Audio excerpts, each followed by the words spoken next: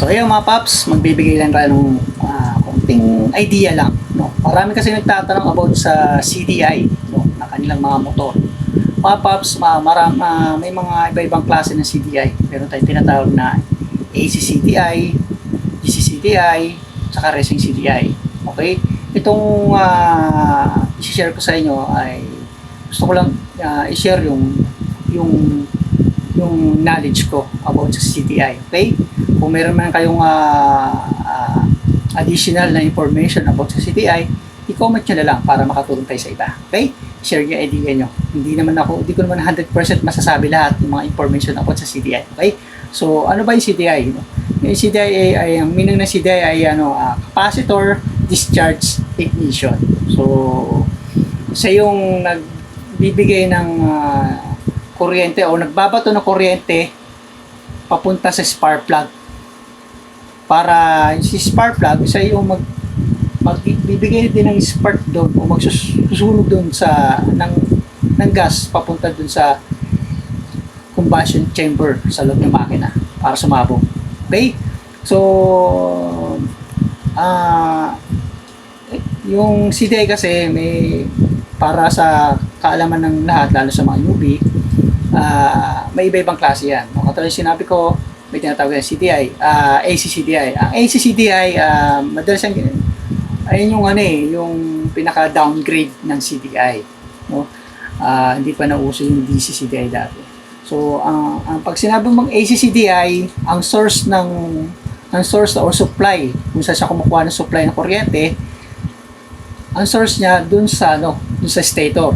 Dun siya kumukuha ng supply sa stator para masuplahin niya o makapagbato siya ng kuryente papunta ignition going to spark plug. Okay? Ganun siya. Tapos mayroon tayong tinatawag na DC CDI. Ang pinaka-source naman ng kuryente niya or yung positive niya sa battery, direct sa battery. Doon siya kumukuha ng supply sa battery. No? From battery going to sa DCCDI, siya naman yung supply sa ignition coil papuntang spark plug. Ganun yung mga paps, ganun yung proseso. Okay? Sana na-get yung mga paps ng proseso kasi kung medyo magulo man yung explanation ko. Gusto ko lang maintindihan nyo lang. Okay? Kung ano yung CDI. Okay? Saka isa pa sa mga nagtatanong, no? Marami siyang nagtatanong, gumagamit ng racing CDI, no? Wala lang masamang gumamit ng racing CDI. Isa pa yan. Pag kasi gumamit ka ng racing CDI, kailangan siguraduhin nyo na tama yung racing CDI na gagamitin nyo sa motor nyo. Ang unang aalamin nyo, ano bang klaseng CDI na nakakabit sa motor ko? Parang gano'n. Example, Rossi Passion. No? Lahat naman ng Rossi scooters na carburetor na lumabas ng year 2000 model, DCCDI. No? Meron pa naman gumagamit ng mga ACCDI, ay yung mga pan-tricycle. No? Pero sa ngayon, yung mga bago ngayon, DCCDI na.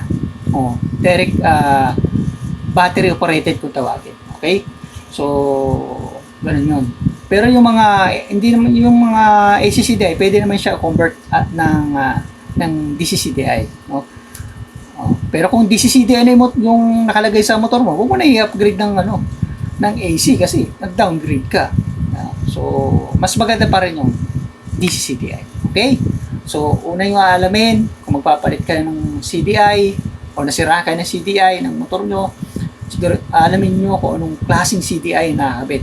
Pwede nyo tanongin yung kasa or yung pinagbilahin nyo, yung seller, yung seller.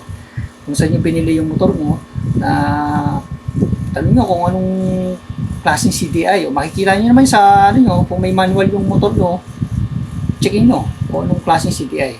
Kasi importante yan para hindi kayo masayangan ng hindi masayang yung pera nyo pagbili. Kaya bili kayo ng CDI, porque CDI, bibilihin nyo na. Hindi. Aalamin nyo rin kung anong klaseng CDI ang nakakabit sa motor nyo. Okay? Tapos, isa pa, hindi, kunyari, DCCDI na nakakabit sa motor nyo, alamin nyo rin kung anong pins. Kasi nagkakatalo yan eh. May mga pins siya. May 4 pins or may 6 pins o minsan doon nagkakatalo yan.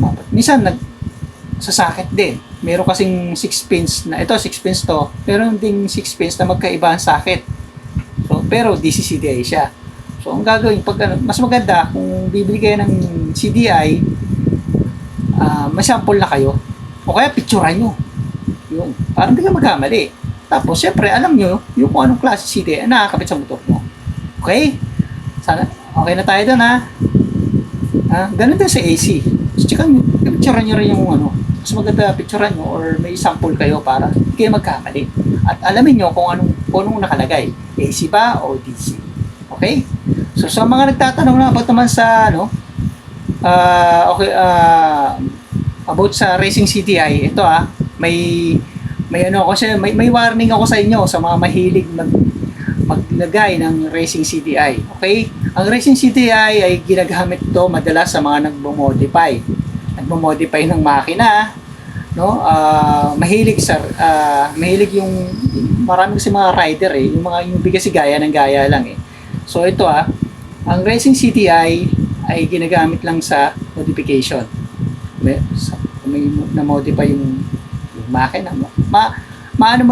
Ma-appreciate mo yung racing CDI kapag nagmo-modify ka ng makina. O may mga binabago ka sa makina. Like racing cam, no? Basta sa carburetor, racing na pang carburetor, ma-appreciate mo yun. Pero kung magpapalit ka lang ng racing CDI tapos stock yung makina, hindi ganun kaganda yung performance na bibigay niya. Bagamat may pagbabago pero hindi dun ibig sabihin kasi yung makina ng motor mo dinisay sa stock talaga. Pero wala nang problema basta siguraduhin mo lang pag nagpalit ka ng racing CDI dapat alamin mo kung anong klaseng CDI ang nakakaan mo. AC ba siya o DC? Okay? Kung kung DC yung nakalagay sa motor mo, DC racing CDI ilalagay mo. No? At isa pa, yung socket dapat sakto rin. Kasi kung hindi man magkaiba yung socket ng papalit ng CDI, maghanap ka ng socket para may salpak mo yung CDI na ilalagay mo. Pero kung save lang din, plug and play lang din naman yun. Okay? So, mas maganda, pag magpalit ka ng CDI, siguraduhin nyo, alam nyo kung anong klaseng CDI ang nakakabit sa motor nyo. Pasensya na, paulit-ulit, no? So, gusto ko kasing maintindihan nyo, mga paps, lalo mga newbie, okay? At isa pa, so pinapaalala ko lang, sa mga magpapalit ng racing CDI, hindi porke nagpalit ka ng CDI, sobrang tuloy na yung motor mo. Or gusto mo, or madali niya na namimit or yung top speed.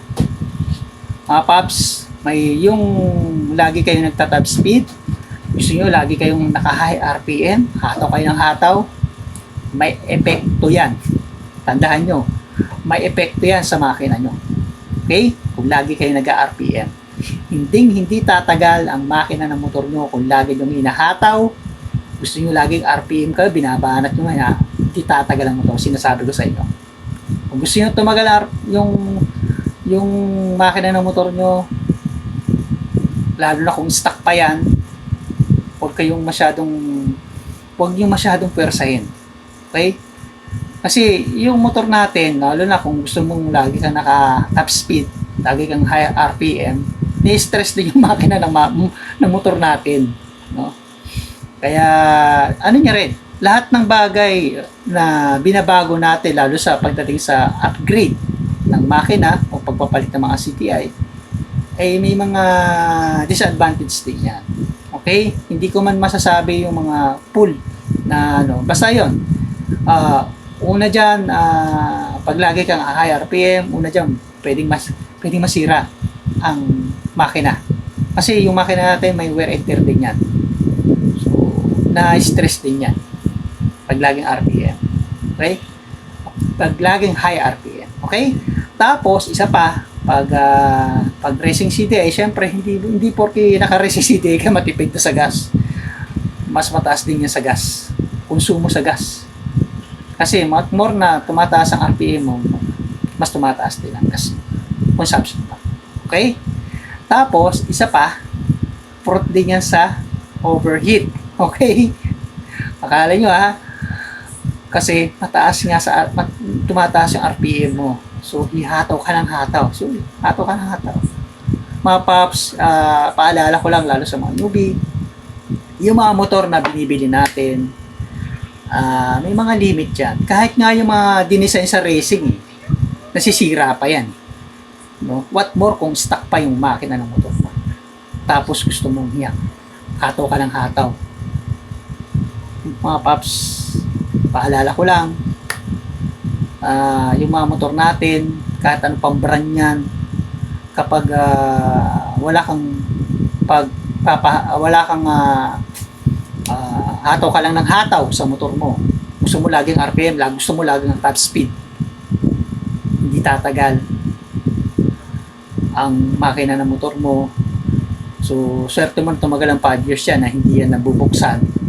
Minsan nga, iba dyan, after 3 years, bibigay na yung makina eh. Tanungin nyo yung sarili nyo, paps. Paano kayo gumamit ng motor? Tapos, sisisihin nyo yung brand, no? Kung motor nyo China bike, sisisihin nyo dahil, ay, sirain yan eh. Tanungin nyo yung sarili nyo kung paano kayo magpatakbo ng motor. Ganun yung mga paps. Kasi kung hataw ka ng hataw, kahit ano pang brand niya, kahit sinabing pang kung ang motor nyo ay branded pa yan o ano pang China bike pa yan, kung wala kang hataw ka, ratratang ka magpatakbo, sinasabi ko sa inyo, hindi tatagal ang makina ng motor nyo. Masisira yan. Lalo na kung hindi nyo na monitor yung langis at madalang kayo mag-change oil, masisira ang makina ng motor nyo. Itong mga paps, mga sinasabi ko ay tips para sinishare ko lang sa inyo. Okay? Para magkaroon kayo ng idea. Okay? So itong hawak ko, CDI ito na 6 pins na DC. Ganito yung stock ni Recipasan. Okay? Ito naman ay DC CDI na 4 pins. So ito yung universal. No? DC CDI ito. Panglipad. Okay? So sa mga nagtatanong about, paano, what if, sabi ng magkano sa akin, mas maganda rin yung 125. Sabi ko nga sa inyo mga paps, walang problema kahit ano pang CDI ikabit nyo sa motor nyo. Ang importante, maayos yung pagkakabit. No? Basta alamin nyo kung anong klaseng CDI nakakabit nyo. AC ba o DC? Okay? So, tips lang ito mga paps para magkaroon kayo ng idea. So, ingatan yung mga motor nyo para hindi agad masira. Okay? So, huwag nyo masyadong abusuhin. Okay? Lahat ng bagay ay nasisira. No? Kapag nasira ng maaga yung motor nyo, huwag nyo sisisihin yung brand. China bike ba yan or branded pa yan, huwag nyo sisisihin. Isihin yung sarili nyo paano kayo gumamit ng motor nyo.